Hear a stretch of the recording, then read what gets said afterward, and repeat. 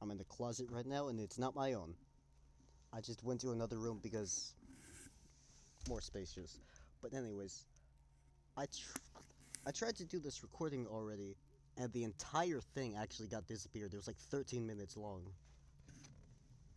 But ow, the schism of VFD left two sides, wicked and noble. It's pretty clear. But all of the noble volunteers, which I'm using noble very loosely, the side we focus on calls themselves noble and the other side wicked. So I'm just gonna use those, but they don't fully work, as I'll prove later on. The noble side says the schism happened when they were all 4 years old, meaning it was all their parents that were originally in the organization. And they were all left orphaned after the schism. And so they, which kind of confuses me because they were all 4 years old, left with no parents. VFD was pretty much gone because the only ones, there was no more noble people. All of their parents were gone and no one was there to teach them about the organization. Yet they somehow know about it and consider themselves their volunteers. But anyways, the thing is that we focus on that side that calls themselves noble, and we're supposed to think of them that way. But I don't fully agree with that because, well, start off, in the story is pretty much that, well, they have children and they're all 4 years old at the time. Their children are 4 years old at the time of the schism, and then those people also have children. Kit Snicket has a child. The Baudelaire parents have 3 children. That starts to happen. The Quagmires have triplets. So, they put children into a world of treachery that they've started. And they say it's because if you just have enough well read people, you can bring them to justice. But in the very last book, Count Olaf says an argument that I agree with a bit more. In a world of this injustice, don't bring a child into it, because you'll just bring them into more danger. Which makes a bit more sense, if I'm being honest. But at the same time, you'd still think pretty easily to be able to tell that that side is wicked because they start fires, the noble side puts out fires. But I don't think there's a single part in the entire series where the noble side actually put out any fires. The fire at Heimlich Hospital, I'm not sure what happened after that. They just all kind of left. Caligari Carnival, they did not want to go back. They talked about there being a fire, but they never talked about them getting rid of it. And the fire at the Hotel Denouement, yes, they needed smoke to tell if a place was safe or not. But it's a large amount of smoke. And even from far away, you should be able to see a place is burning down. As the volunteer fire department, they should still check on it, even if they're not gonna go inside for the meeting. They should get people out of there and stop the fire. Why didn't they do that? They just completely left. Something to add on to what Count Olaf said is that, well, Ishmael started the organization, and he's a very old guy. He's got long white hair, long white scraggly beard, and he's very old, clearly because of that, and very old to have started the organization long time ago. And Count Olaf is probably a bit younger, but at the same time, he's also got a very wheezy and raspy voice, like that of an old man, and he's got a white scraggly beard, and always depicted with white hair, and as a bushy unibrow, clearly grown out for some time. He's very old, because if that side thought in a world like this you shouldn't bring children into it, they didn't.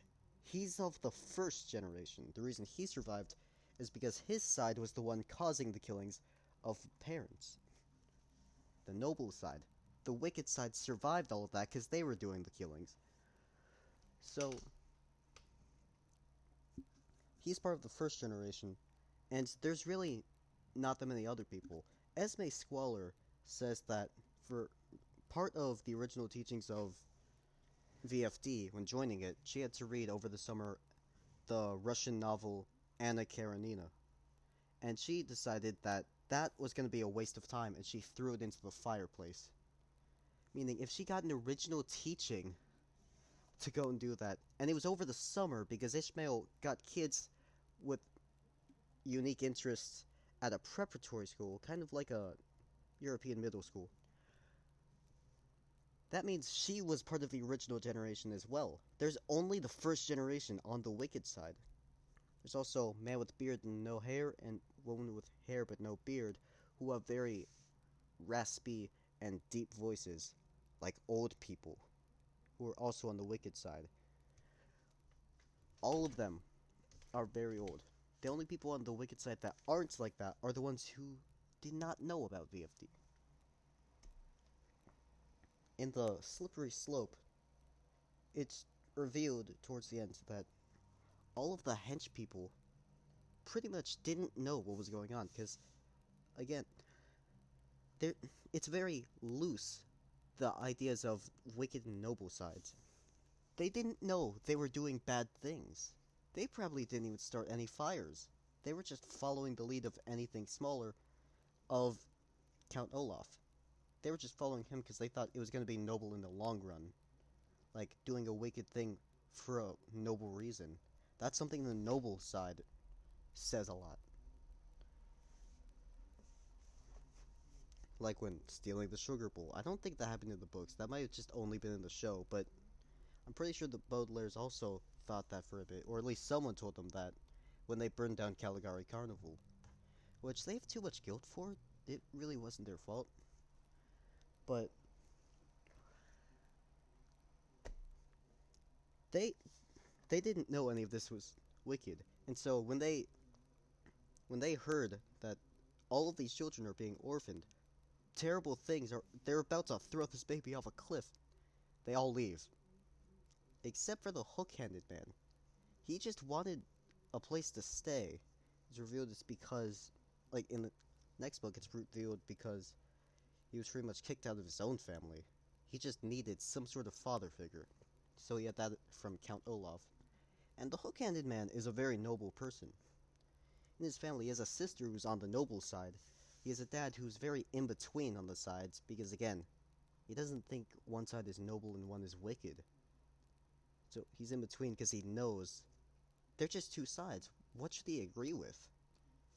There's not much difference.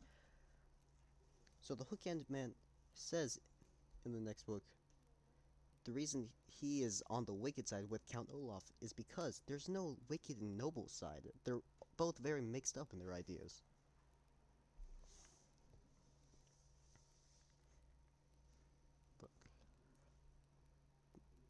But he and it's really very interesting. He's the only one that really knew about VFD. He was part of it because his family was also part of it. His father was probably part of the first generation, possibly. I'm not entirely sure. But he knew about VFD. He was associated with it, but it didn't go well for him, I don't think. But he was probably one of those people who was 4 years old at the time of the schism. But next argument. There's very weird ideas on what's wicked by the noble side. I don't think I said this yet.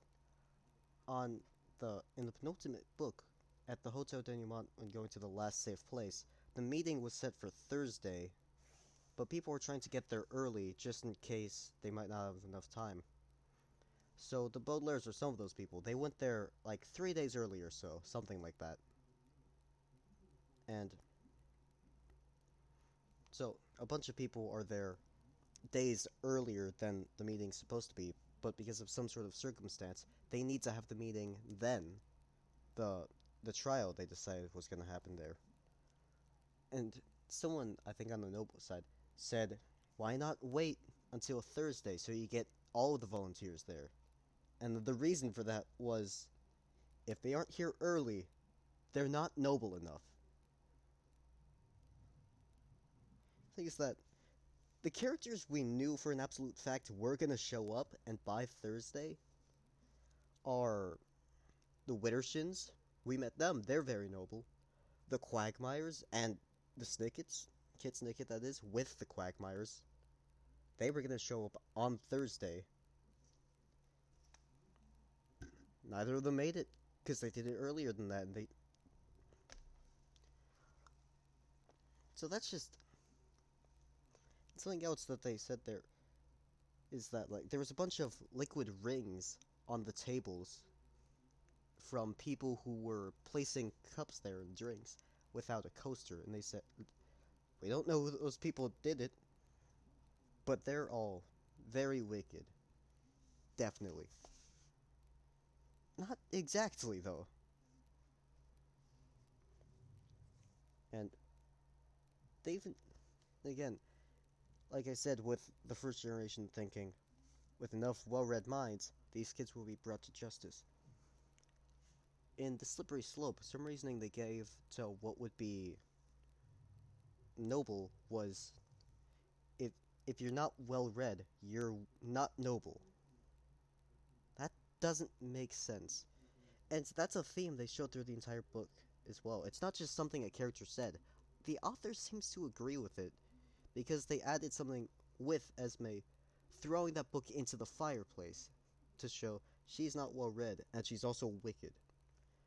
They're doing that a lot. But I don't fully agree with that.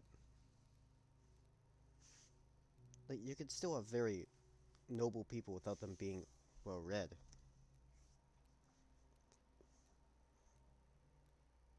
I don't think I have anything else to add.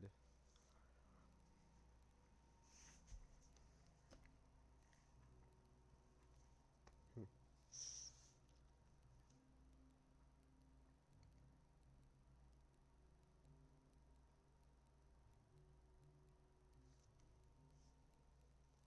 I just kind of want to add another thing. I don't think I said it yet. Um, all of the people associated with VFD pretty much are orphaned. The Pale-Faced Twins, I think their house burned down as well. The Quagmires were orphaned the same way the Baudelaires were, and then all of the adults that are volunteers had their houses burned. Well, I guess they didn't necessarily say that, but we're all orphaned through the schism. They never say anything about Ishmael, but in the book they describe him as an old orphan, which makes sense for someone that's old. They might have died of just natural causes. But even Count Olaf was an orphan, not for the same reason that all the people he orphaned were, but his father was killed by a poisoned dart by volunteers, meaning his dad was still alive and probably not part of the organization at all, showing the age of a comparable age of Count Olaf to the rest of them, showing he was old enough to be in the first generation, not his father. That one's way too old. So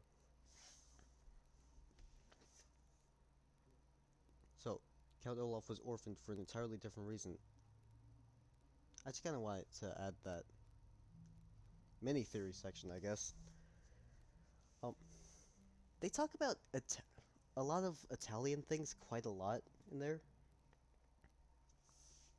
They talk about a lot of Italian literature and writers, a lot of those things, and even Italian opera. Opera typically is Italian, but there's a lot of it. And there's the I don't remember. I think I had some old reasoning on why I thought it seemed Italian. I don't know. And a while ago, I looked up a preparatory school to figure out what that means, and it's something more European. So, likely some sort of European country. I feel like the series takes place in Italy. Something like that. It Possibly. Who knows?